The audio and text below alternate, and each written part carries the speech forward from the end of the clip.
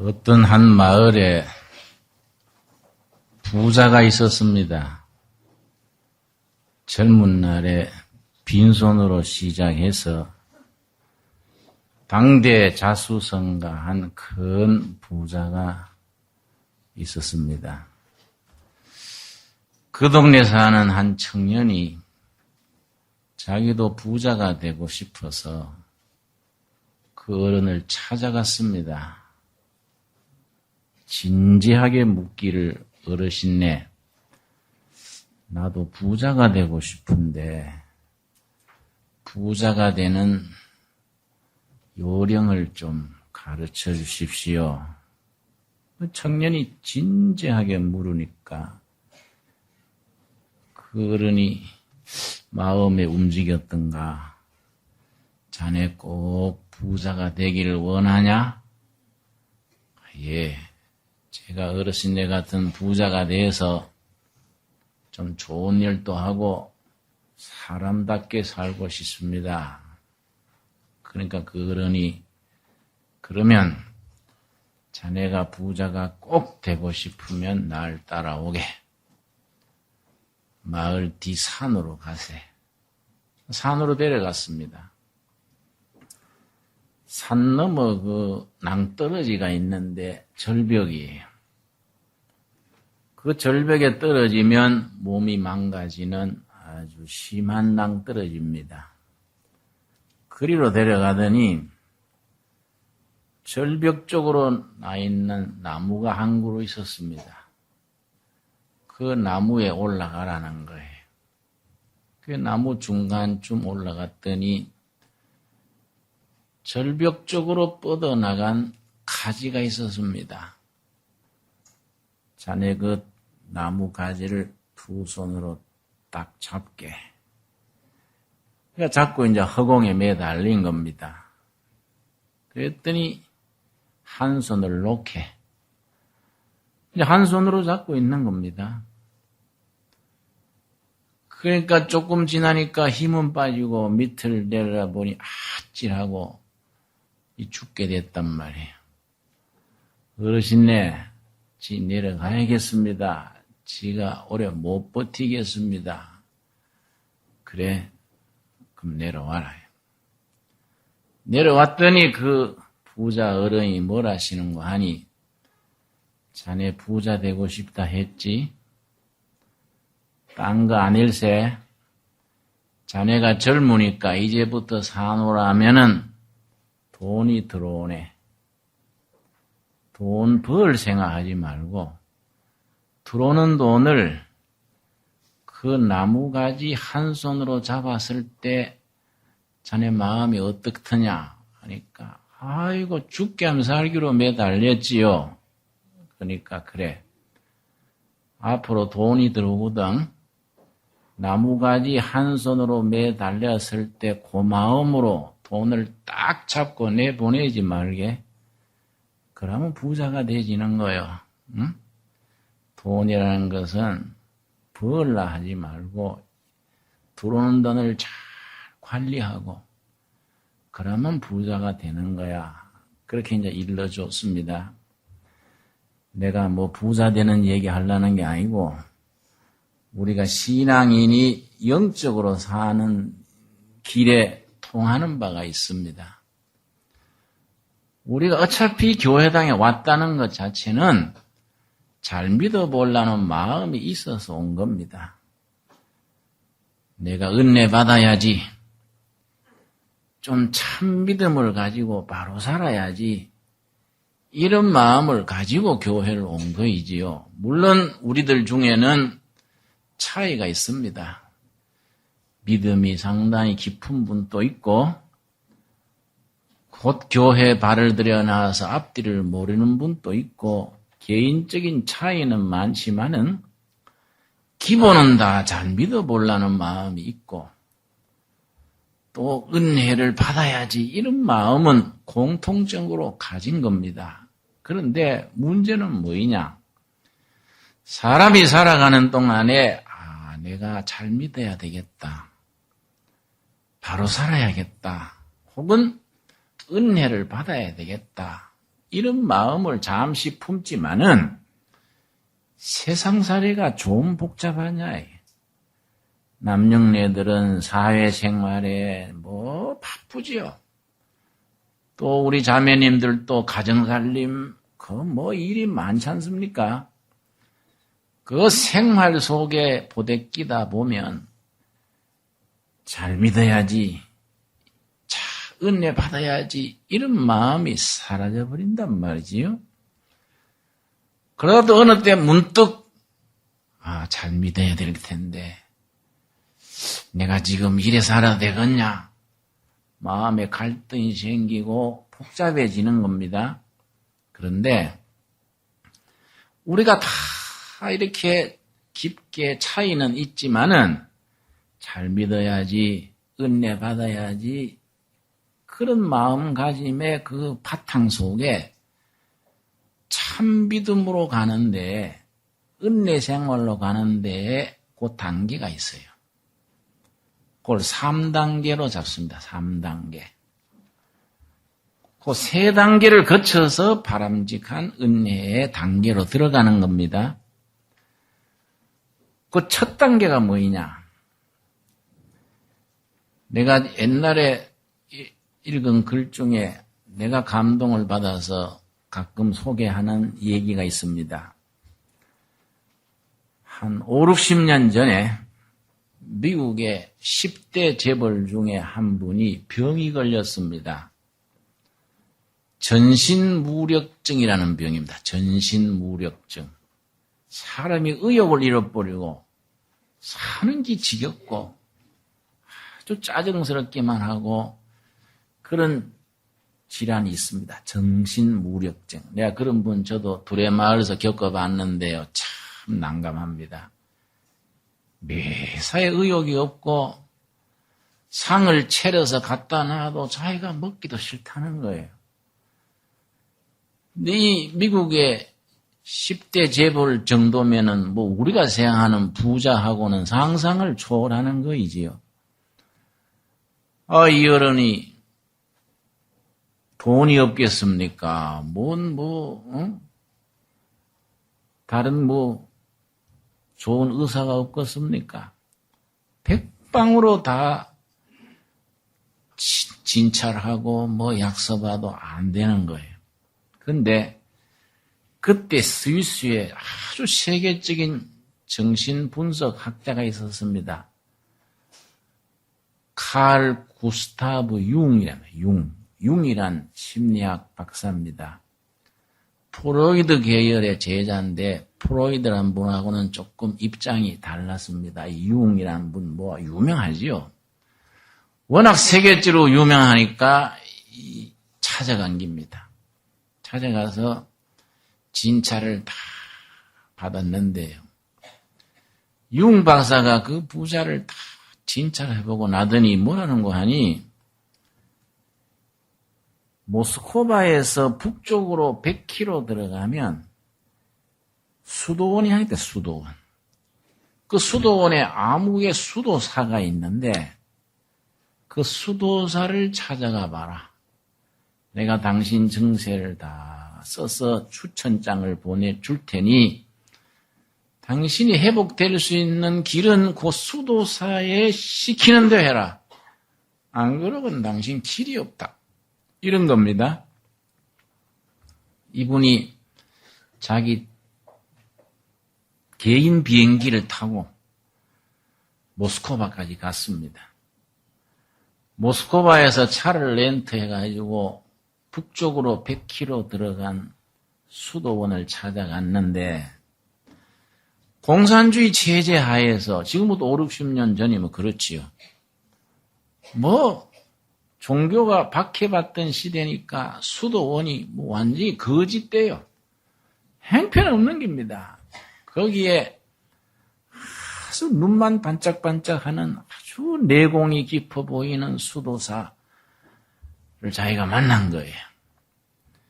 그래서 이제 융 박사가 주는 추천장을 드리고 처분대로 시키는 대로 하라 했습니다. 그랬더니 그 수도사가요.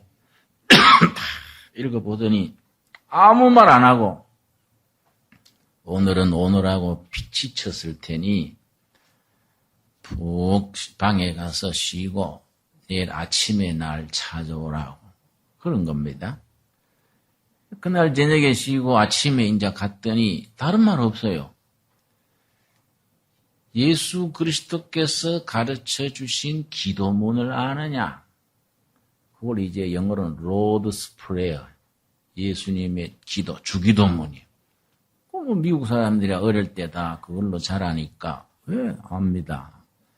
그랬더니 하는 말이 예배실에 가서 그 주기도문을 300번을 되풀이하세요. 300번.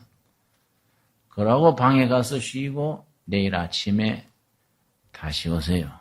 그랬단 말이에요. 뭐 시키는 대로 해야 하니까 예배실에 가서 하늘에 계신 우리 아버지 300번을 되풀이한 겁니다. 그런데 이 러시아 정교회나 이 캐톨릭 교회는 묵주를 씁니다. 묵주. 불교에서는 염주라 그러지요. 우리 기독교에서는 묵주라 그럽니다. 우리 개신교에서는 그걸 잘 안 쓰지요. 그러니까 이제 묵주를 손에 들고 주기도문 한 분 하면 그 알맹이 하나씩 제끼고 헤아리면서 300번을 했단 말이에요. 그 다음날 갔더니 어제 300번 했냐? 했습니다. 그러니까 오늘 300번 더 하라. 600번 하라는 거예요.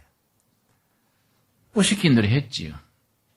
그래도 그 다음날 아침에 갔더니 어제 600번 했냐?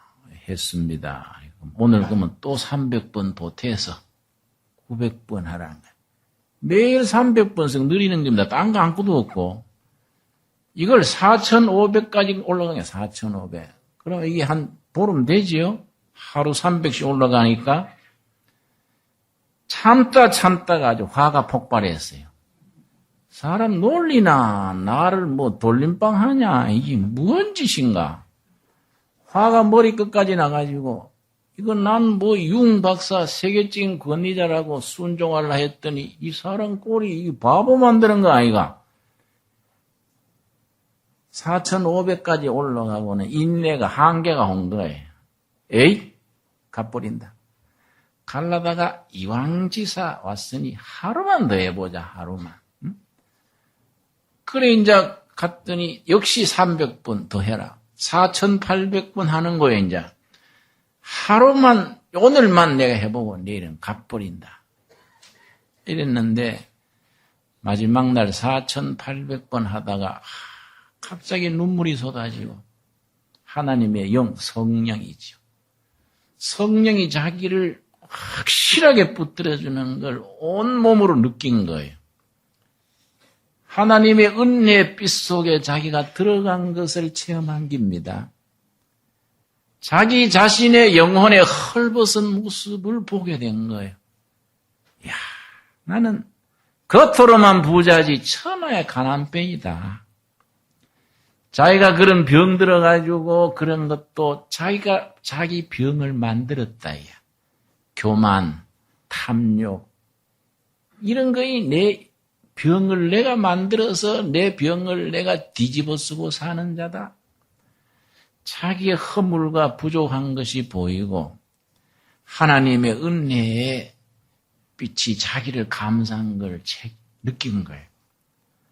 그래서 거기서 그렇게 자기의 그 헛된 인생 그걸 회개하면서 그렇게 울고 참회하고 내가 부자라는 거 이거 다 쓸데없다. 이거 다 팽개치고 내가 하나님의 자녀로서 내 인생을 복되게 살아야지 뭐 이런 다짐을 하고 그랬는데 벌떡에 힘이 오는 거예요. 삶의 의욕이 생기는 거예요. 그대로 나섰어요. 그냥 아주 우리 세계적으로 유명한 그 치료 사례입니다. 여러분 이게 세계교회는 기독교가 세 교단이 있습니다. 첫째는 로만 캐톨릭 교회, 천주교지요. 둘째는 러시안 오도독스, 히랍 정교회라 그럽니다. 러시아, 그리스 이쪽이 히랍 정교회 구역입니다. 그 다음에 프로테스탄티즘, 우리 개신교지요. 물론 개신교 안에 여러 종단이 있지만은 기독교 전체를 볼 때는 세 종단이 합쳐서 기독교입니다. 그런데 각 종단이 신앙에 수행하는 믿음으로 가는 그 가이드라인이 달라요. 말씀드린 그 히랍 정교회 쪽에서는 그런 기도를 아주 소중히 합니다. 주기도문을 계속 반복한다든지, 히랍 정교회에서는 예수 그리스도의 기도, 이런 수련 과정이 있어서 아주 간단합니다. 자기 믿음으로 나가고 싶은 사람, 하나님의 은혜를 체험하고 싶은 사람이 어떻게 하느냐면은 모든 일정을 다 중단하고 수도원이나 골방 같은 데 딱 들어가서 한 가지 문장을 반복하는 겁니다. 이게 예수 그리스도의 기도라는 긴데, 주 예수 그리스도 내게 자비를 베푸소서. 요거 주 예수 그리스도 내게 자비를 베푸소서. 요걸 아주 1000번, 10,000번 반복하는 거예요. 이걸 계속 그렇게 하는 사이에 자기의 심령에 때 묻은 것이 다 이렇게 정화가 되고 하나님의 은총을 맛보게 되는 거예요. 그건 러시안 오토독스는 그런 과정의 아주 수행이 강해요. 캐톨릭 교회에서는 묵상이 강합니다. 자기에게 가슴에 닿는 말씀을 깊이 되새기는 묵상이 강한데, 개신교는 좀 이게 들쭉날쭉이에요. 우리가 너무 말씀으로, 믿음으로 구원받는 걸 강조하다 보니까 믿음의 진도가 나가는 것, 은혜를 체험하는 그 과정이 우리가 좀 약해요. 특별히 한국 개신교회는 소리를 질러대는 통에 내가 아주 질색이요. 그러니까 집회 나가보면요, 특별히 여전도의 회원들이 더 심해요. 어금니 물고 주먹을 쥐고 강사님 이번 집회 뒤집어 주실 줄 믿습니다. 그런데 참 부담스러워요. 그래서 내가 아이고 강사 초청을 잘못한 것 같네요. 우리 교회 내가 몇 년 해도 못 뒤집었는데 내가 사흘 만에 그거 뒤집을 수 있나요? 안 통해요. 강사님, 우리 여전도에서 이번 집회 뒤집어 달라고 열흘 전부터 철야했습니다. 철야의 응답으로 뒤집어 주실 줄 믿습니다. 하고 설교 시작하네. 뭐 방방 뛰고 뭐 그래요. 근데 열흘 철야했는 포가 확실히 나타나는 거이 설교 시작하면 5분 만에 졸아요. 5분 만에 계속 졸다가 설교 끝나면 더 팔을 흔들면서 4줄 가까이를 완전히 디스코 박자로 4줄 가까이를요 막 급속도로 부르면 가지고 뭐 펄펄 날아요. 막 흔들고. 지난번에 한번 그러던 자매님이 마친 뒤에 안수기도 해달라 그래서 어디가 편찮으신데요? 그랬더니 어깨가 걸려요. 그래서 그렇게 흔들으시 걸리지요. 내가 그러고 어깨를 탁 쳐줬어요. 그러고 주야! 그러고 이러니까 우리 한국 개신교는 이런 점이 있어서 취약점이 있어요. 이 영의 세계, 믿음으로 성숙되어가는 그 과정, 그 속에 어떤 절도와 그 어떤 과정이 필요한데, 우리 영적으로 성숙돼가고 믿음으로 자라는데 거기에 3단계가 있는 겁니다. 3단계. 그 3단계를 한 단계 한 단계 제대로 거쳐서 은혜가 깊어지고 바른 믿음으로 나가는 겁니다. 오늘 읽은 본문 말씀 우리 마가복음 한번 보겠습니다. 마가복음 10장 17절 말씀 보면은 마가복음 10장 17절 말씀 보면은 한 청년이 예수님을 찾아와서 아주 무릎 꿇고 앉아서 진지하게 말합니다. 마가복음 10장 17절입니다. 예수께서 길에 나가실새 한 사람이 달려와서 꿇어앉아 묻자오되 선한 선생님이여 내가 무엇을 하여야 영생을 얻으리까? 이 청년이 부자입니다. 부자. 그러고 아주 명예도 있고 또 나이도 젊은 사람이에요. 일반적으로 원하는 걸 다 가진 청년입니다. 젊은 나이지요, 부자지요, 명예가 있지요. 뭐 아쉬울 게 뭐 있습니까? 모두 세 가지 그것 때문에 아주 목숨을 걸고들 그러는데 다 갖춘 겁니다. 그런데 이 청년의 영혼 속에 늘 빈자리가 있는 거예요. 한 가지. 삶의 본질. 내가 어떻게 하여야 영생을 얻을까? 참 진리에 도달할까? 자기 영혼의 빈자리를 채워줄 수 있는 그 뭔가 그걸 찾는 거예요. 그 예수님께서 뭐라 그랬습니까? 19절 말씀. 너가 계명을 안 하니 살인하지 말라, 간음하지 말라, 도적질하지 말라, 거짓 증거하지 말라, 속여 취하지 말라, 너 부모를 공경하라 하였느니라. 20절. 여짜오되 선생님이여, 이것은 내가 어려서부터 다 지켰나이다. 아주 어려서부터 부잣집 아들인데다가 아주 요즘 말로 범생이요, 범생. 아주 율법을 잘 지키고 아주 모범적으로, 아주 참 윤리적으로 아주 흠없이 지내온 아주 모범 청년이에요. 예수님께서 그 청년이 참 기특해서 하시는 말씀이 21절입니다. 21절. 예수께서 그를 보시고 사랑하사 가라사대 너게 오히려 한 가지 부족한 것이 있다. 너는 재산이 많고 명예가 있고 젊고 아주 도덕적으로 흠없이 지내왔다. 한 가지 부족한 것이 있다. 한 가지. 꼭 한 가지 부족한 것이 있다. 예수님께서 이어서 뭐라고 하신고 하니 가서 너 있는 것을 다 팔아 가난한 자들을 주라. 그리하면 하늘에서 보화가 너게 있으리라. 그리고 와서 나를 쫓으라. 인생의 가장 중요한 그 우선 문제, 우선순위입니다. 프라이오리티. 네 재산 부자라고 네가 네 인생을 행복하게 해줬냐? 네가 정말 행복하려면은 사람답게 살려면 다 털어버리고 가난한 사람 나눠주고 나를 따르라. 근데 그 청년이 22절입니다. 우리랑 같이 읽겠습니다. 그 사람은 재물이 많은 거로 이 말씀을 인하여 슬픈 기색을 띠고 근심하여 가니라. 재물이 많은 거로 근심해서 자기 버릴 것을 버리지 못하고 가장 중요한 것을 위해서 두 번째, 세 번째 중요한 것을 버릴 수 있어야 되는데 이걸 결단을 못한 거예요. 재물이 많았기 때문에 근심하고 돌아갔다. 아주 중요한 얘기지요. 여러분, 우리가 은혜를 받기를 원하고 믿음 속에서 자라기를 원하는데 꼭 있어야 할 단계가 몇 단계라고요? 그 3단계 중에 첫 단계가 뭐냐면은 누가복음 11장에서 예수님이 그 첫 단계를 확실하게 가르쳐 주십니다. 누가복음 11장입니다. 누가복음 11장을 기도장이라고 합니다. 기도장.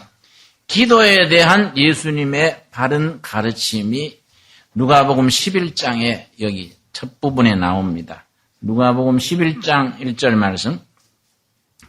누가복음 11장이 무슨 장이라고요? 기도장. 자, 1절 있습니다.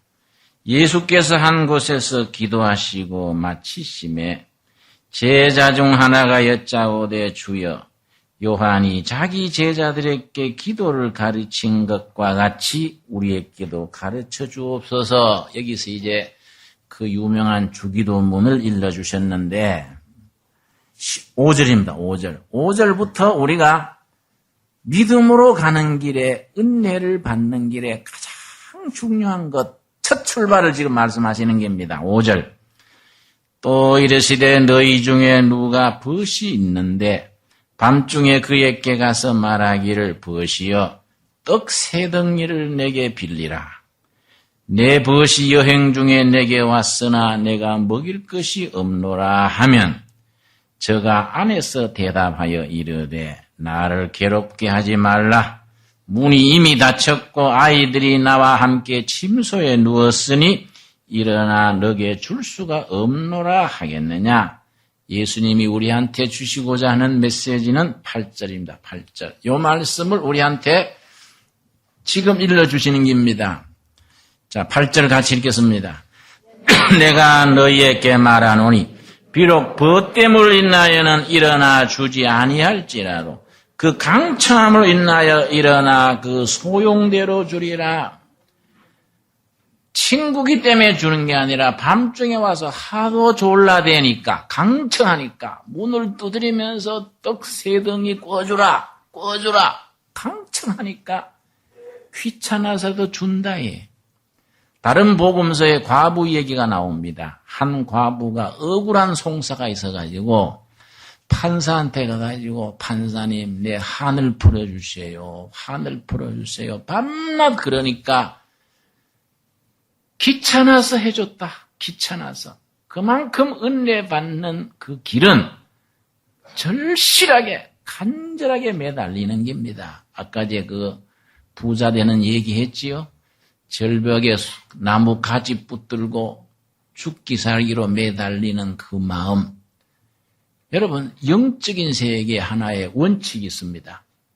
절실하게 끈질기게 매달리고 부르짖고 추구할 때 응답이 온다는 거예요. 이건 공식이에요, 공식. 그런데 서두에 말씀드린 것처럼 우리가 그 은혜를 위해서 참 믿음을 위해서 매달리기에는 우리가 사는 게 너무 복잡해. 너무 산만해. 너무 일상성 속에 우리가 갇혀가지고 본래적인 자기, 하나님 앞에 자기 영혼을 비우고 꿇어앉는 그런 마음의 시간, 여유가 없다 이 말이에요.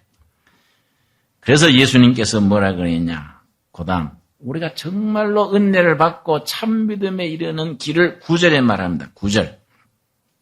내가 또 너희에게 이르노니 뭡니까? 구하라 그러면 너희에게 주실 것이요. 찾으라 그러면 찾을 것이요. 문을 두드리라 그러면 너희에게 열릴 것이다. 10절. 10절이 이게 하나의 영적인 원칙입니다. 같이 읽겠습니다. 구하는 이마다 받을 것이요. 찾는 이가 찾을 것이요. 두드리는 이에게 열릴 것이니라. 진심으로 살아계신 하나님 앞에 영혼을 기울여서 구하고 찾고 두드리는 자에게 열린다. 그래서 고담 11절 10부터 13절 사이에 우리가 참 믿음으로 가는 길, 참 은혜로 나가는 길이 있어서 필수적인 한 가지 마음가짐을 말해줍니다. 자, 11절. 너희 중에 아비 된 자 누가 아들이 생선을 달라 하면 생선 대신에 뱀을 주겠느냐?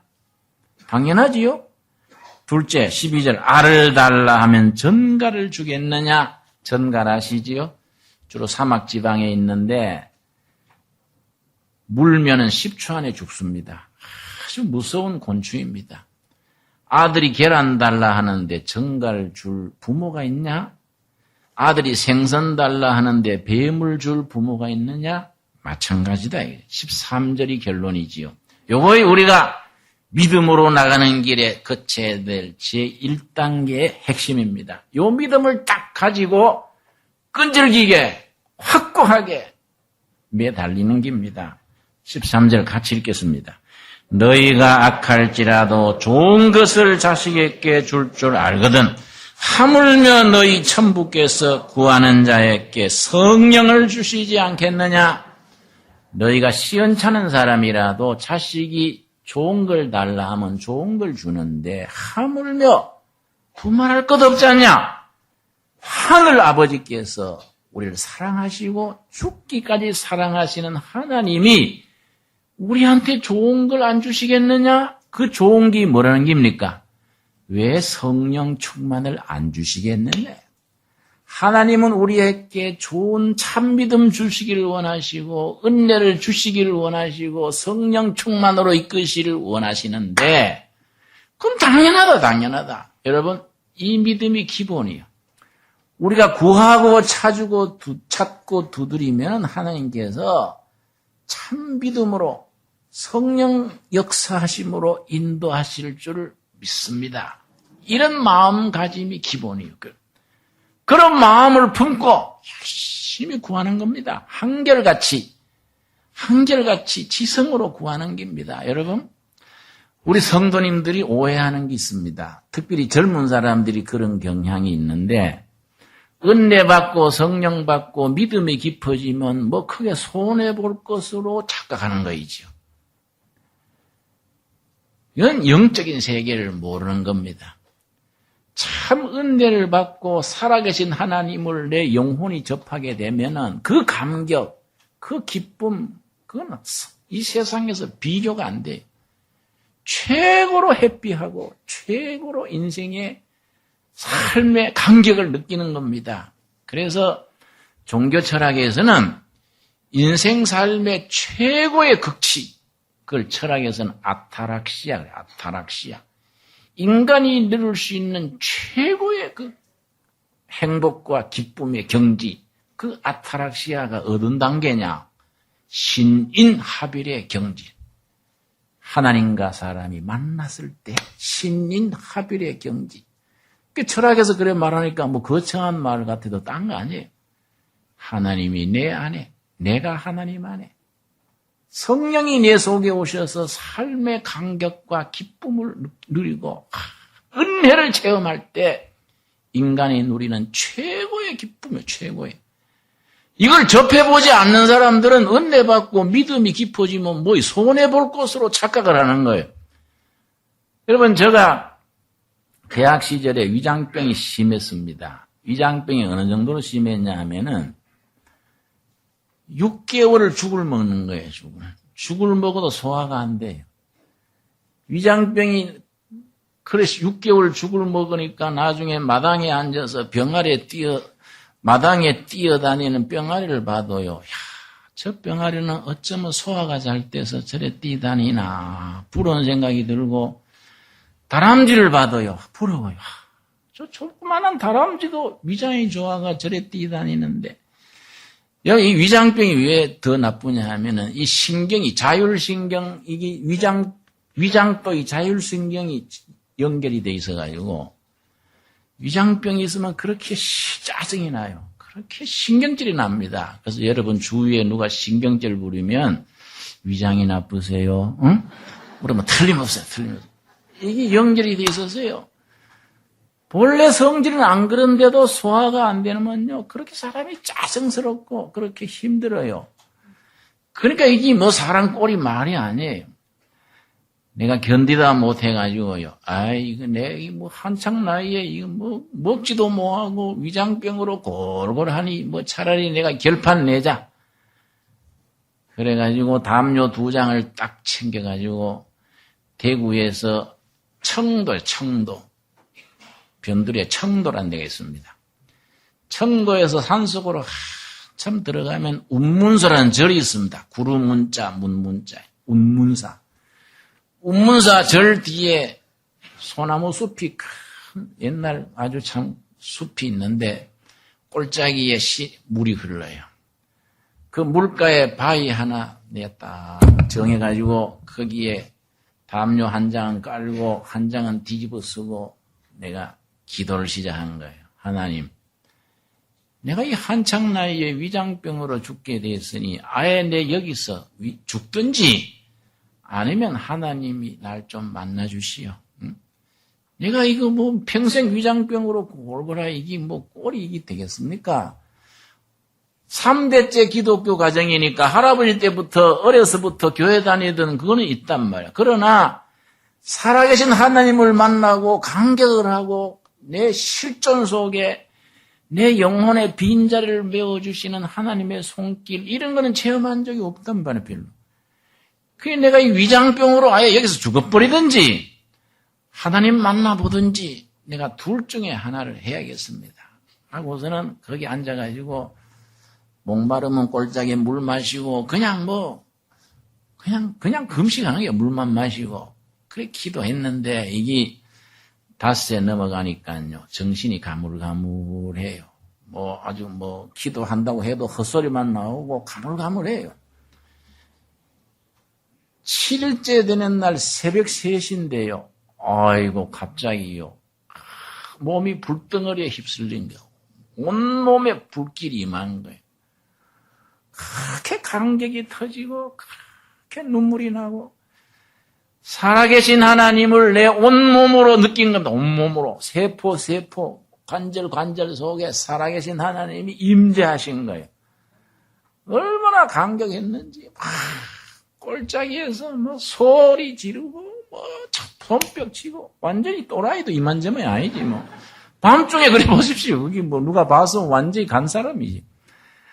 그렇게 감격하고 눈물을 흘리고 감격했는데 그 날이 새습니다. 그 다음날 챙겨가지고 운문사에서 청도읍으로 내려오는데 그 한 8km 돼요. 산길을 찬송가 부르면서 내려와가지고 중국집을 찾아갔는데 문을 두드리니까 문을 안 열었어요. 응? 계속 두드리니까 왜 이러냐 이거죠. 내가 지금 우동을 먹어야 되니까 빨리 해주라고. 시간이 안 돼서 시간은 그쪽 사정이고 난 지금 먹어야 된다. 졸라가지고 그래서 우동을 2그릇 시켰는데요. 세상에 6개월 동안 죽을 먹어도 소화가 안 됐는데 우동 한 자리에 2그릇 먹었어요. 2그릇. 금방 소화돼버려. 금방 소화. 그 뒤로 위장병이란 건 나한테는 흔적도 없습니다. 안 줘서 못 먹지 위장 나쁘면 못 먹지 않아요. 우리가 살아계신 하나님을 내 영으로 내 실존으로서 만난다 이거예요. 인생에 있어서 가장 소중한 거예요. 그 첫 출발이 성경 말씀은 분명히 말하는 겁니다. 구하라예요. 부르짖으라예요. 영적인 원칙이 뭐냐? 우리가 부르짖음이 없을 때 하늘에서 응답이 없게 돼 있어요. 이건 우리는 기본이에요. 기본. 여러분. 우리가 인생에 있어서 뭐이 중요하냐? 우선순위를 분명히 정해가지고 우리가 여기에 투자를 해야 돼요. 투자. 여러분. 내가 가끔 성도님들 예배 볼 때 이래 보면요. 참 딱한 분들이 있습니다. 찬송 부를 때도 멍하니 먼 산 보고 있고 설교 시간에도 산만하게 그래요. 그래서 내가 딱한 것이 이왕지사 예배당 왔으면은 시간 내지요, 헌금 내지요. 물론 헌금 안 내는 분도 있겠지만은 투자는 투자. 시간과 헌금과 이게 투자한 긴데 좀 본전을 뽑을 생각 안 하고 와가지고 멍하니 앉았으면은 참 딱해요. 그거는 신앙생활에 생산성이 없지 않냐 이 말이에요. 왔으면 좀 정신 바짝 차리고 찬송가도 같이 부르고 설교 말씀도 귀를 기울이고 설교가 영 시원찮으면 성경 보여 성경을 본다든지 자기를 거기에 투자를 해야 되지 멍하니 앉아가지고 한눈 팔면은 그게 멍청한 거 알겠습니까? 안 그렇습니까? 여러분 중에 꼭 날 보고 가는 것 같네 그런 분 없으세요? 예? 이게 우리가 계산이 안 맞는 거예요. 계산이 여러분.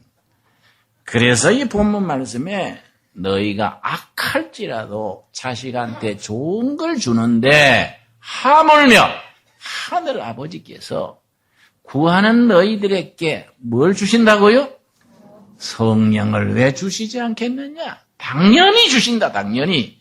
주실 줄 믿어버리는 겁니다. 아멘이 됩니까? 이거 기도 응답이 될까 말까 이러지 말고 이거는 정해지는 거예요. 그러나 이쪽에 무슨 문제가 있느냐? 이걸 지극하게 계속적으로 이거는 절박하게 구하지를 않는 거예요. 구하지를. 하다 말다 또 일상성 속에 매여서 바쁘게 돌아치다가 또 잠깐 구해야지 하다가 해필이면 또 기도하려면 또 핸드폰이 울린다고. 신기하다고. 꼭 예배당 가려면 친구가 또 찾아온다고. 응? 이런 걸 우리가 넘어설 수 있는 투자가 있어야 돼. 본인이 그렇게 못하면 아내든지 자식이 그래 못하면 부모라도 옆에서 우선 해줘야 돼요. 그걸 중복기도 그래. 중복기도. 여러분 이재철 목사님이라고 아시지요? 참 훌륭한 목사입니다. 한국교회 차세대 지도자지요. 우리 주님의 교회 세웠다가 지금 딴 교회 심호하시는 이재철 목사님 아세요? 그 책도 참 좋고 훌륭한 분이에요. 목사님 되기 전의 얘기입니다. 그런 글 쓴 걸 내가 읽었는데 그 목사 되기 전에요. 뭐 좀 흥청망청했습니다. 인물이 잘생겼잖아요. 뭐 우리하고는 수준이 달라요. 아주 뭐 배우 뺨치지요. 그 누나가 그 유명한 배우 아닙니까? 응? 고은아예요. 고은아 남동생이 이재철 목사인데 흥청망청하고 술 먹고 그러니까 그 사모가요. 부인이 그 남편을 위해서 일편단심 기도하는 겁니다. 한 분은 이재철 목사 되기 전에 술이 이만큼 돼서 밤중에 집에 들어왔던가 봐요. 자기 부인이 없는 거예요. 보니까 기도실에서 눈물을 흘리면서 기도를 하는데 성경 앞에 놓고 손수건이 적시도록 그렇게 자기 남편이 예수님께 돌아오도록 그렇게 눈물로 기도를 하는데 기도가 끝나도록 옆에 기다리고 있다가 그 기도 속에 자기 가슴이 움직인 거예요. 내 아내는 나를 위해서 저렇게 눈물로 기도하는데 내가 이게 뭐이냐? 응? 내가 정말 어리석다. 같이 울면서 마음 문이 열린 거예요. 그래서 지금까지 살던 헛된 거 다 청산하고 그 새 출발해서 지금 훌륭한 목사가 된 겁니다. 그분이 이재철 목사예요. 내가 전에 두레마을 왔던 분 한 분 기억이 납니다. 이분은 도박에 빠졌어요.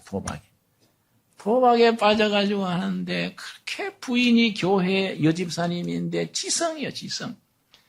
남편 위해서 그렇게 참고 기도 생활하는데 하루는 도박을 하다가 판돈이 떨어져가지고 또 뭐 마누라 카드들아 뺏어가려고 집에 들어왔더니 부인이 자고 있는데요. 섬뜩 놀랬대요. 천사들의 천사. 자기 부인이 편한 마음으로 자고 있는데 딱 보는 순간 천사들의 그 천사 표자기는 완전히 사탄이 돼. 사탄. 마귀요. 아하. 천사 같은 아내를 하늘이 주셨는데 내가 마귀 짓을 하는구나. 그 자리에 꿇어앉고요. 그 자리에서 압도돼가지고 다 청산하고 새 출발한 거예요. 새 출발. 여러분 우리가 첫째는 본인이 그렇게 간절한 마음으로 부르짖어야겠고 본인이 정신없이 돌아칠 때 아내나 부모나 남편이나 친구나 누군가가 그 사람을 위해서 중보기도 하고 정성을 쏟고 이게 하늘에 닿아서 인격과 삶이 변화되는 역사가 있게 될 줄로 믿습니다. 우리가 은혜로 들어가는 몇 단계가 있다고요? 3단계 중에 첫 단계. 간절히 부르짖으라. 다음 주일 우리가 또 계속하도록 하겠습니다. 기도하겠습니다. 주님 은혜를 감사드립니다. 여호와께서 우리 허물 많은 우리들을 탓하지 아니하시고 너희가 자식에게 좋은 것을 줄 알거든 하물며 하늘 아버지께서 구하는 자에게 왜 성령을 주시지 않겠느냐? 이 말씀을 우리가 아멘으로 응답게 하여 주시옵소서. 구하라 주실 것이요 찾으라 찾을 것이요 두드리면 열릴 것이라는 말씀이 나 자신에게 주신 약속의 말씀으로 받아들이게 하여 주시옵소서. 돈 많고 명예 있고 젊고 착실하던 부자 청년이 예수님 앞에 나왔을 때에 오히려 너에게 한 가지 부족한 것이 있다. 오늘 우리들에게 우리 삶의 한자리에 우리 영혼 가장 깊은 곳에 우리 인생의 실존의 가장 중심에 부족한 것이 무엇인지 우리 영혼은 왜 항상 빈자리가 있는지 바로 살아보고 싶고 잘 믿어보고 싶고 은혜를 누리고 싶지만은 우리는 늘 겉돌고 늘 시행착오를 하고 내 자신을 내가 이기지 못하는 우리를 불쌍히 봐 주시옵소서. 우리에게 진실로 예수님 앞에 나와서 무릎을 꿇고 간절하게 기도할 수 있는 용기, 분별, 결단을 주시옵소서. 예수님 이름 받들어 기도드렸사옵나이다. 아멘.